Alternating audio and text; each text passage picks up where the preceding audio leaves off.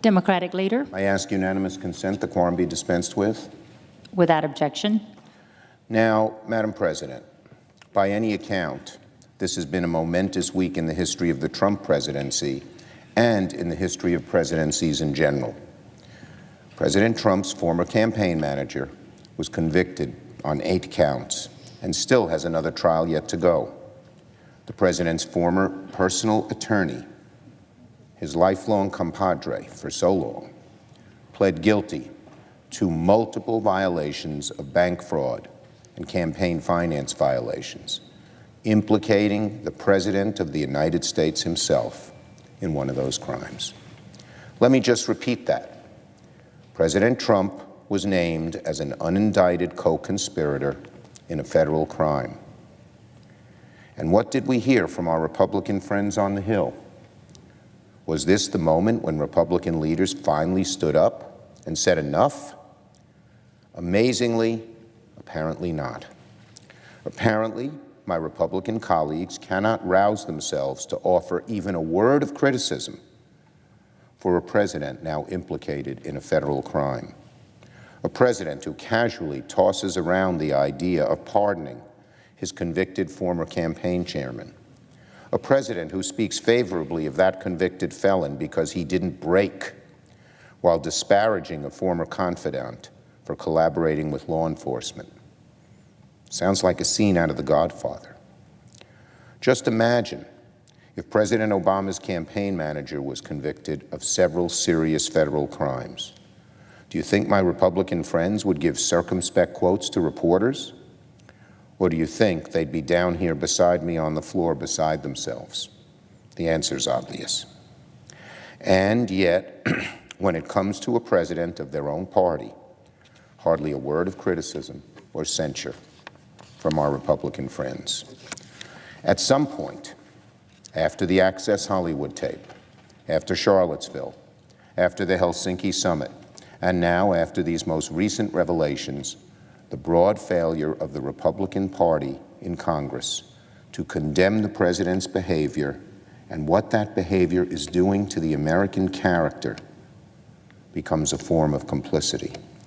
Without strong voices in his party to tell him when he goes too far, the Republicans have become complicit in bringing down the character of the United States.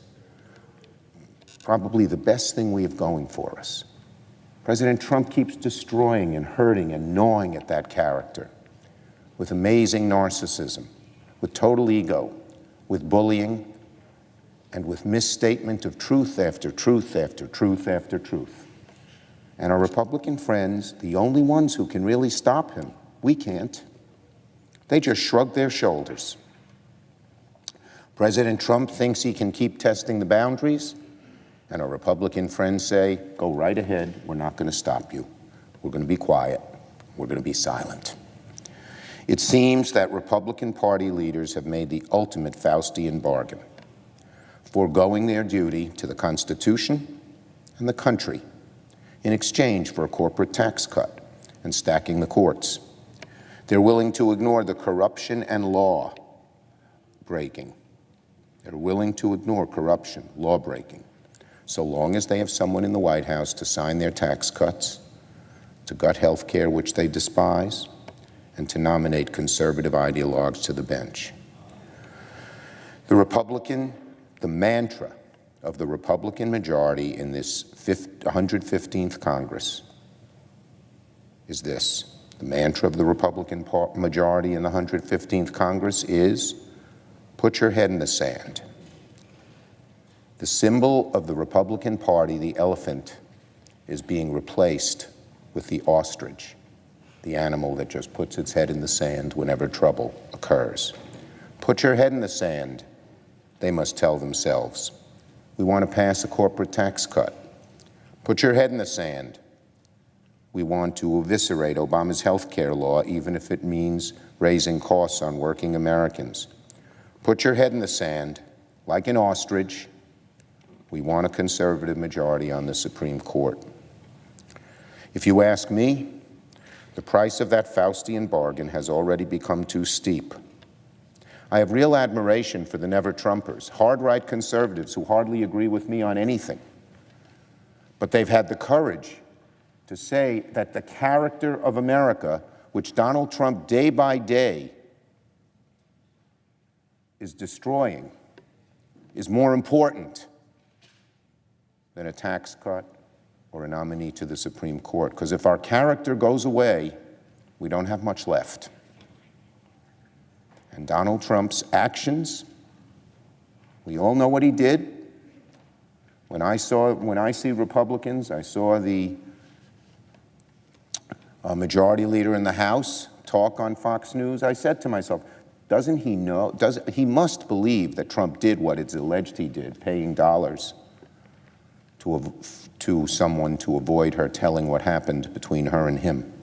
Everyone knows that's true. No one doubts it's not true. The president knows it's true, I'm sure. And yet, the Republican ostrich puts its head in the sand and ignores the day-by-day erosion of the American character that Donald Trump creates. The Faustian bargain has become too steep, my Republican friends.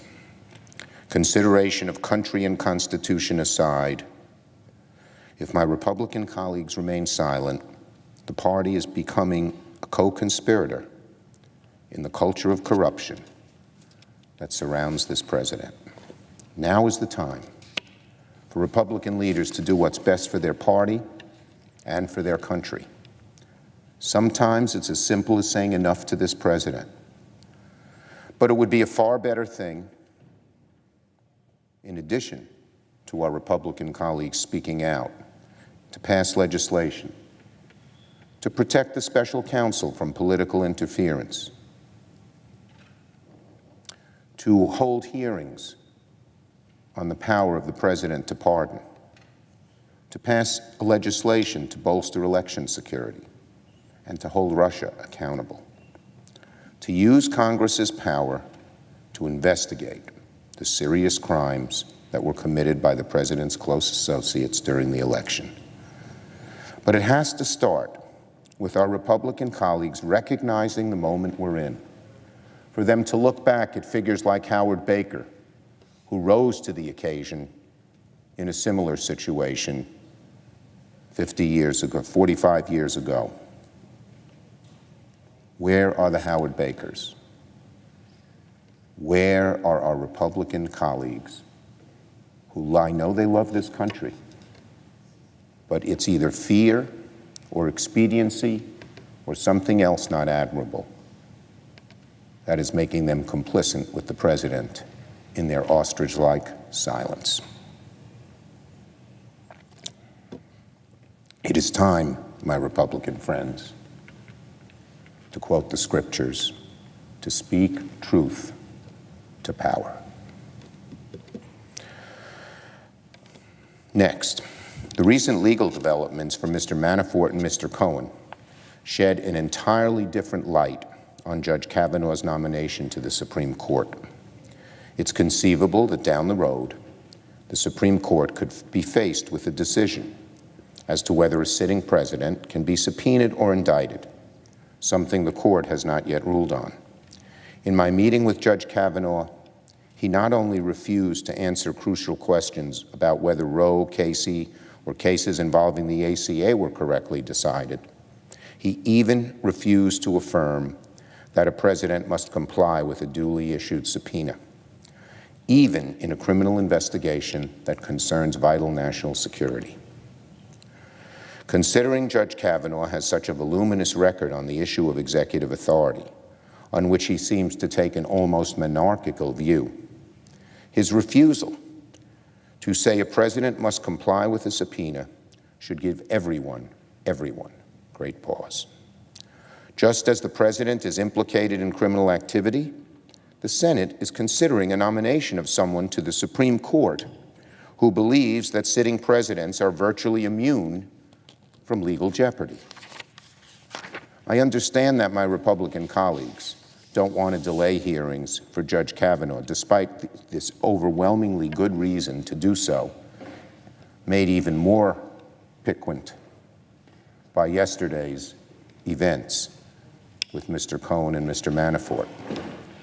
I believe still Chairman Grassley, Leader McConnell should consider, given the president's legal trouble, given the fact that the majority of the Senate has not yet had a chance to review or even access Judge Kavanaugh's full records and what he might feel about executive power, I feel that we should hit the pause on the hearing. It makes logical sense. Senators should be wary of the unknowns in Judge Kavanaugh's hidden record. He's been a hard-right Republican warrior for much of his career before he got on the bench. When he got on the bench, he was still a hard-right warrior in the decisions he made. President Trump didn't vet him any better than he vetted Scott Pruitt or Tom Price or any of the other catastrophic appointments he made to the cabinet. It'll be a rude awakening for senators to find out, after a confirmation vote, that the nominee had a number of issues in his past that the Senate did not properly consider. I repeat my plea. We should delay the hearing of Judge Kavanaugh, at the very minimum, until the full record of everything he has said and done on executive authority is made public. Finally, Madam President, late last night, in this administration, you just can't believe what goes on. It is so far away from what the American people believe and feel. It is so dominated by a small, powerful group on the hard right, in this case, the gun lobby. What did Secretary DeVos say last night? Well, the Times reported that Betsy DeVos and the Trump administration have a plan to allow states and school districts to use federal funds that were intended to help high-poverty schools bring things like computer science, civics, mental health treatment, to instead buy guns for teachers. Is that amazing? Unbelievable. Teachers don't want guns. They know it makes them a target if, God forbid, a shooter comes into the school. And now, DeVos wants to take federal funds away from instruction so that the school district can buy guns for teachers? What is that all about? What recklessness, what absurdity. Everyone knows arming teachers will not make our schools or children safer. The teachers themselves know it. That's why Congress, Democrats and Republicans, explicitly prohibited the use of DHS grants to purchase weapons or ammunition for schools. We just did that, Democrats and Republicans together. That's why earlier this year, Congress explicitly prohibited the use of grants in the Stop School Violence Act for firearm purchases. Bringing more guns in our schools is not the answer at all. I can't believe that Ms. DeVos is Secretary of Education with the kinds of reckless views that she has exhibited, so antithetical to safety in the schools, so antithetical to good public education. She's highly unpopular with the American people throughout the country, not just in the blue states. In some of the reddest states, public education is so important that her kowtowing to just private education hurts millions of rural American school children. The Trump administration, once again, this time led again by Secretary DeVos, have concocted a plan to twist the law and cannibalize funding from high-poverty schools to advance the NRA's dream policy. That's all it is. The Trump administration is giving the keys to the special interests, this time the NRA. Until President Trump breaks the NRA's stranglehold on the Republican Party, he's occasionally talked about it, but then, fearful, retreated from the things he said. Meaningful gun safety reform in this country will not continue to be subverted by radical and dangerous ideas from the NRA like arming teachers. Now, this announcement occurs as we wrap up Labor HHS, the appropriations bill. We have a bipartisan agreement to fund the Title IV grant program at $1.2 billion, the most since its inception. But this news about Secretary DeVos's plans chill our celebration. I'm calling on my colleagues to reaffirm that we do not believe more guns in schools will create safe, effective learning environments, that we certainly shouldn't use federal dollars, take them away from instruction so we can arm teachers. Let's spike this harebrained idea before it gets off the ground. I yield the floor.